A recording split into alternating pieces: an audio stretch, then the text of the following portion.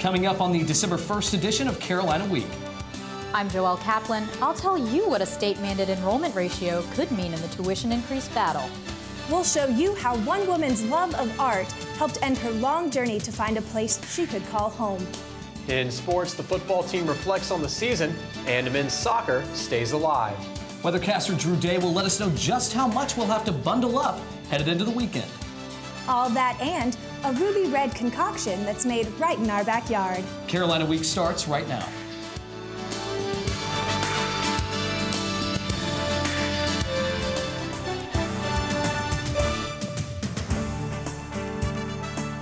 From the James F. Goodman Studio in the School of Journalism and Mass Communication at the University of North Carolina at Chapel Hill, connecting campus and community, this is Carolina Week. The current budget crisis has us facing the 5th tuition increase in as many years. Good evening, I'm Megan Cassell. And I'm Eddie Sykes. Thank you for joining us. Some are now asking, should administrators raise tuition to balance the books or admit to more tuition-paying students? Now, Joelle Kaplan joins us live in the studio. Joelle, what are the numbers showing us? Eddie, two numbers that are very important are 82 and 18. There's a cap on out-of-state admission, meaning UNC is prohibited from allowing more than 18% of any incoming class to be out-of-state students, even though those students pay significantly more tuition than in-state students do. Student body president Hogan Medlin doesn't have to worry about the cap because he's from North Carolina. But even he's unsure where the limit came from in the first place. It seems somewhat arbitrary, but at the same time, I'm sure someone knew what they were doing when they instigated it. Again, this is a long time policy of the university. It's not something that's new. Out-of-state admission was first capped at 15% in 1946 for the UNC system. After 4 decades of this loosely enforced limit, former system president William Friday was the one who proposed the strict 18% cap in 1985. That cap still applies today, and Senior Associate Director of Admissions Barbara Polk says it's not the only factor making it harder for out-of-staters to get in. We've had more out-of-state applicants than we've had in-state applicants. So because of the way the numbers work, it is easier, if you will, for North Carolinians to be admitted. But the issue for UNC now goes beyond competitiveness and diversity. The university has a $3.5 billion hole in its budget. Because an out-of-state student pays almost 5 times the tuition of a North Carolinian, many are suggesting that the university raise the non-resident admission cap. Consider the University of Virginia, widely viewed as the school most comparable to UNC. UVA doesn't limit admission for non-residents, and the in-state to out-of-state ratio is currently 72 to 28. If this ratio applied to Carolina students, the university would be making almost $35 million more in tuition each year. By comparison, the recently approved 6.5% tuition increase is expected to increase revenue by only about $15 million. Medlin knows more non-residents mean more money, but he doesn't foresee a change in the policy. I don't see this as something that they would partake to, mostly because I think there is that sense of pride, I think, and the number of North Carolinians attending this university. Other large university systems actually have lower ratio of out-of-state students than we do. Eddie, the cap in California is 10%. Wow. Well, Joelle, what would it take for there to be a change in the ratio here in North Carolina? It would take legislative action, and if there's going to be a change at all, it would probably have to be really gradual. Well, that makes sense. All right, well, Joelle Kaplan, thanks so much, live in our studio this evening. Some Orange County residents can't say their water provider can see the forest for the trees. Last night, more than 120 concerned Orange County residents turned out for a public discussion of OWASA's proposed new logging plan. OWASA, the Orange County Water and Sewage Authority, plans to clear-cut thousands of trees in southwestern Orange County like it did on this 25-acre plot in Efland. The plans are to improve both water quality and forest management. However, local residents are skeptical of the new plan and unhappy with the short time period allowed for public comment.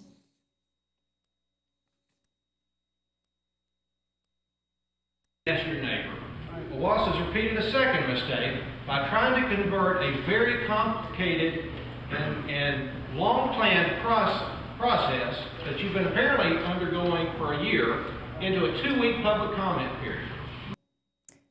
Concerned citizens have until tomorrow to send written questions or comments to OWASA by letter, email, or fax. Well, if you're driving around with one of those new license plate frame covers, like many Carolina students, you might need to get rid of it. The license plate cover law is one of many that went into effect today, and lawmakers might wonder whether you are kind. If you are kind, plate frame covers the name of the state or registration sticker, then you could be facing a fine of up to $100. The North Carolina General Assembly passed the law last year. Franklin Street is the heart of downtown, and for some people, the area will soon become home. City officials have approved construction for 140 West Franklin to begin December 15th. The area that's currently parking lot 5 on the corner of Franklin and Church Streets will become this, a plaza that contains 140 homes, retail space, and a 2-story parking deck for residents. The plan for the project also includes public parking, but people in Chapel Hill might have to pay more for the few spaces available. The director of the project told the Chapel Hill Town Council that at current rates, parking revenue from the new project wouldn't cover the cost of paving a new parking lot for the development. There is some good news, though. Parking is always free on Sundays in downtown Chapel Hill, and for the entire month of December, the town is offering limited free parking on Saturdays.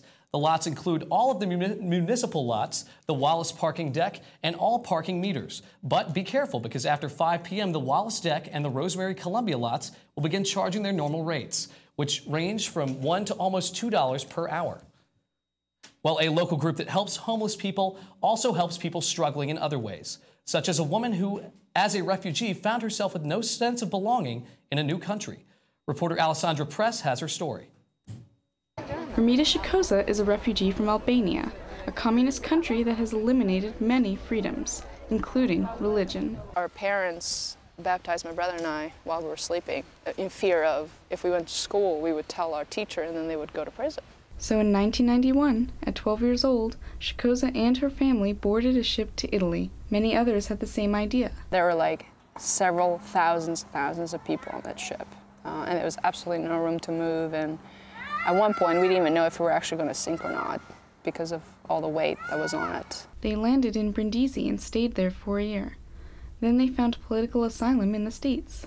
Constant travel has created a sense of emotional homelessness. You feel like you're completely vulnerable when you have nothing. I mean, we left with not a picture, with nothing. Personally, I've been stuck between two cultures, so how do I go forward? Who am I? Like, am I Albanian or am I American? The Carborough and Chapel Hill communities have helped Shikoza to discover where she belongs and who she is. It's like, it's like the layers of homelessness, are coming off. It's like, and your friends and your, and the people that you deal with on a daily basis. It's like those are the new clothes of home. And in rebuilding a sense of belonging, she has turned to the arts. Design, paint, and poetry. I think arts are like comfort food.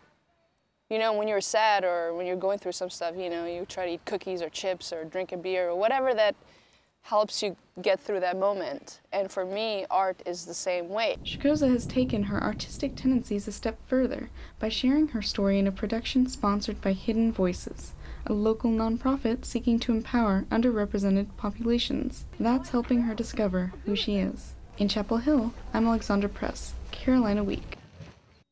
Well, Hidden Voices hopes to continue connecting diverse communities through storytelling. There are a few different kinds of body fat tests that attach numbers to how physically fit people are. Coming up, we'll tell you why you might not want to put all your faith in the numbers.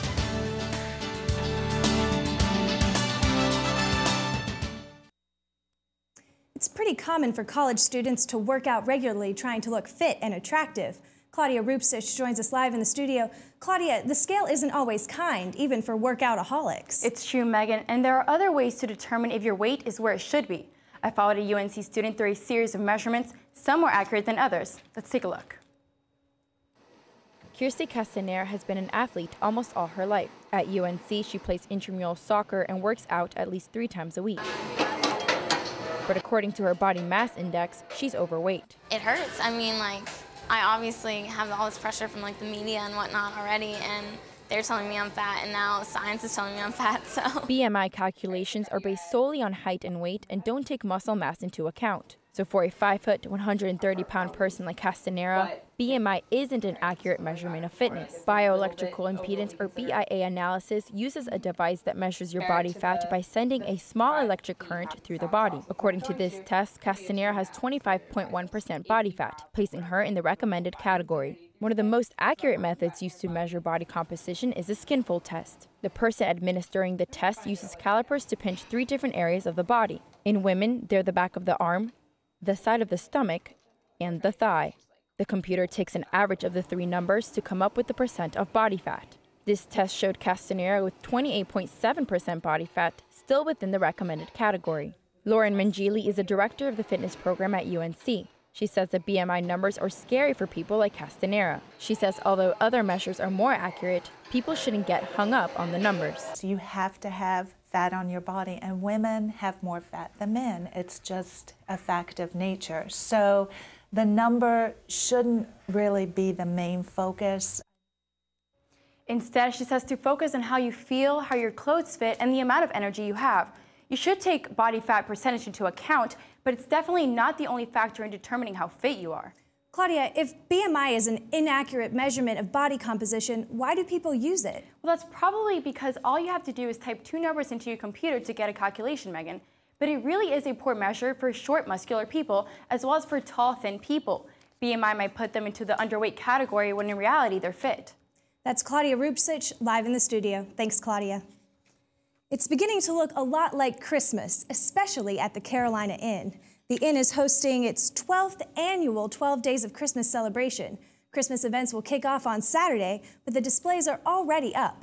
From a partridge in a pear tree to 10 drummers drumming, visitors can view local artists' unique pieces depicting the verses of the popular song. The works are placed throughout the building, and you can view them from 8 a.m. to 10 p.m. daily. Well, Christmas isn't the only holiday UNC students look forward to at this time of year. Hanukkah begins today, and the UNC Hillel plans to celebrate all week. Tonight, members of the Hillel will light the first candle of the menorah to celebrate the first night of the 8-day holiday. Journalist Sue Fishkoff will speak at the event to talk about her newest book, and there will be more programs throughout the week. Well, even during the holiday season, with afternoon temperatures in the 50s and 60s, snow and ice might not be the first thing on your mind. Winter weather can be a lot of fun, and although the campus isn't covered in snow yet, Governor Bev Perdue has declared this week Winter Weather Preparedness Week. Make sure you have flashlights, heaters, and candles, as you can see right there, some candles right there, ready in case of power outages. Perdue also recommends stocking up on canned goods that will stay fresh throughout the winter. Well, you know, it's pretty temperate out there right now. We mentioned, temperatures in the 50s and 60s, but it's going to start getting a lot colder. Weathercaster Drew Day joins us now in the studio. Drew, just how cold is it going to get? Well, guys, temperatures are going to plummet. We are going to see highs in the lower 50s and even some upper 40s. You can tell in some video shot earlier today that it was definitely blustery across campus today as leaves have been blowing around the sidewalk. The full forecast is coming up.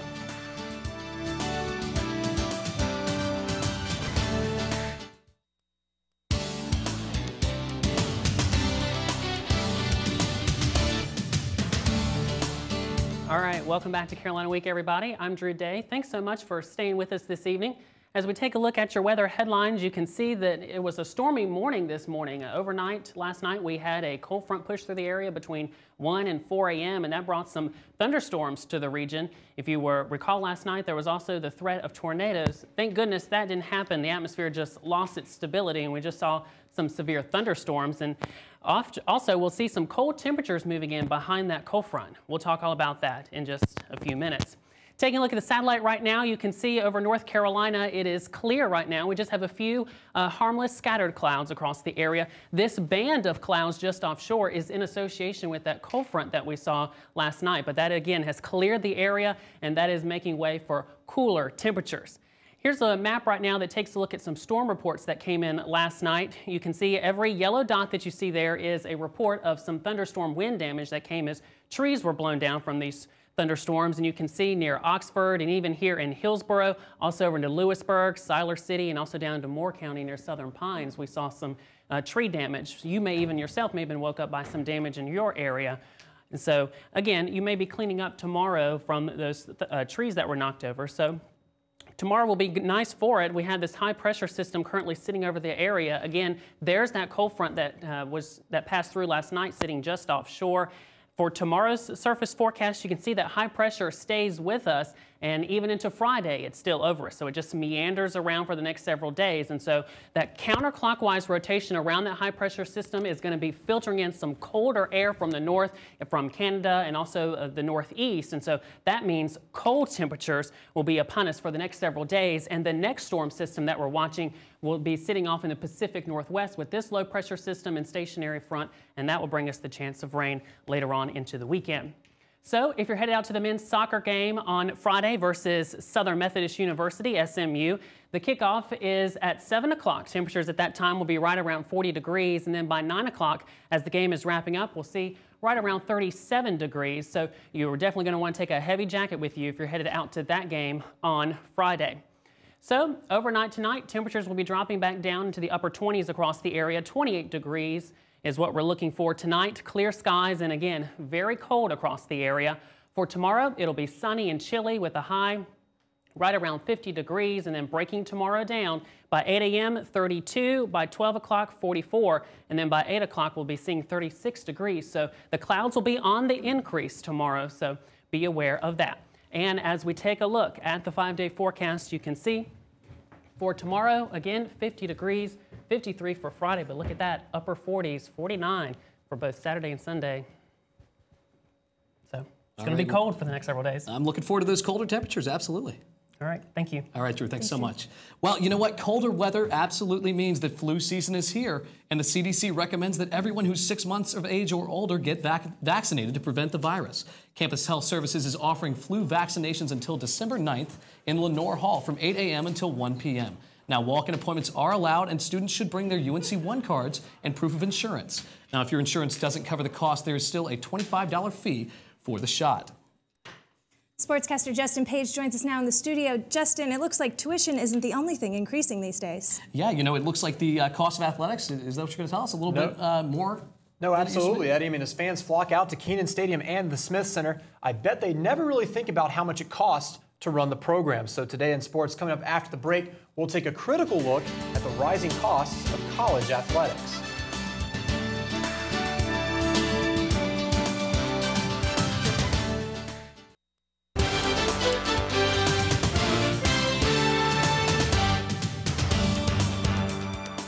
Welcome to Carolina Week Sports. I'm Justin Page. The UNC football team is awaiting its bowl bid after the Heels win against Duke to end the regular season.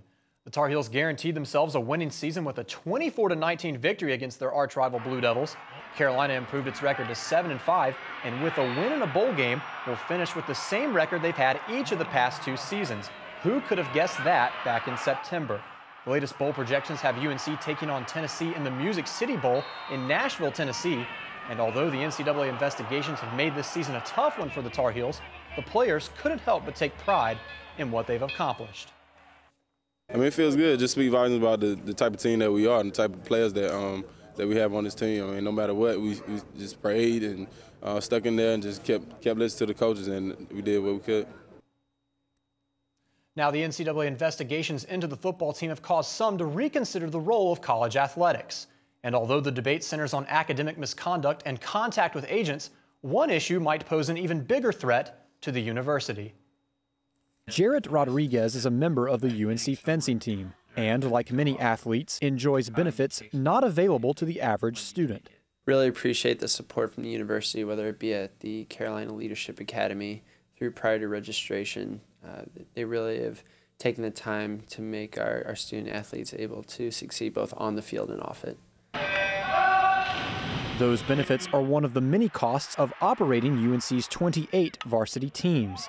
But despite those teams bringing in more than $67 million last year, UNC's athletics program struggled to break even, reporting only a $238,000 profit. That small surplus reflects the program's enormous costs, a common problem for colleges and universities across the country. College sports really are out of control. Former UNC system president William Friday is the founding co-chair of the Knight Commission, a group dedicated to reforming college athletics. Friday says the potential revenues of big-time college sports have caused universities to spend millions of dollars on new facilities and coaches' salaries, creating a system Friday believes is unsustainable. I don't think some college administrators have really exercised control over their athletic departments. They just let them run. And universities continue to run up deficits. An NCAA report shows that out of the 120 programs that participate in the Football Bowl subdivision, only 14 reported positive revenues in 2009. And in the face of the economy and UNC's own $85 million investment into Kenan Stadium's Blue Zone, those figures are making some on campus uneasy. Deficits have even caused some schools to shut down non-revenue programs. And although Rodriguez says that's unlikely at UNC, he knows that cuts are possible if the athletics program sinks into the red. If it were to come down to it, I'd willfully acknowledge that fencing would probably be one of the first to go. And once a program gets cut, there's almost no precedent for a university bringing it back. Now, we do want to stress that here at Carolina, we're not in danger of losing any of our teams. However, all universities will need to keep a better eye on the bottom line moving forward. In men's basketball, the Tar Heels are now 4-3 after dropping the ball against Illinois last night. The Heels kept it close for most of the first half, looking much better in the paint and on the drive than they have so far this season. But Illinois was on fire from three-point range, shooting 67%. And the Heels couldn't shut down guard Dimitri McCamey. He went 3 for 4 from downtown. The Heels struggled early in the second half. Illinois came out to rock the rim right there, and UNC just couldn't keep up. The Heels had 18 turnovers on the night, and Illinois took full advantage of the loose balls. The Heels will try to keep their record above 500 against Kentucky on Saturday. UNC men's soccer is getting ready for its next game in the NCAA tournament. The Heels escaped Michigan State on penalty kicks and a nail-biter on Sunday and advanced to the quarterfinals. There you see the bracket right there. They'll host Southern Methodist on Friday night at 7, and if the Heels can pull out a win, they'll advance to the College Cup in Santa Barbara and will take on either Louisville or UCLA. One other note, volleyball team also in action this weekend, NCAA tournament out in California. We wish all of our teams the best of luck. Yeah, I mean, everybody's seasons are wrapping up, so looking forward to the winter months. Most Thanks, definitely. Justin. So, Eddie, what's your favorite soda? Megan, that's a tough question, but I guess if you make me answer, it's going to have to be Mountain Dew. I love Mountain Dew. Well, perhaps you'd have a new favorite if you tried a cherry soda that's made right here in North Carolina.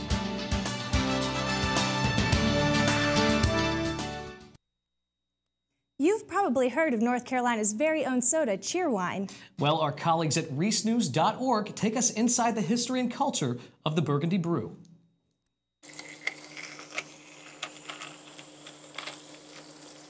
Words to describe Cheerwine are very hard to come by. I'm not sure we have been able to articulate it, other than it tastes like Cheerwine. We're not a cola, we're not a cherry cola, we're not a cherry soda, but we do have a hint of cherry, in our flavor. The brand was created right here in Salisbury in 1917. It's in its 93rd year.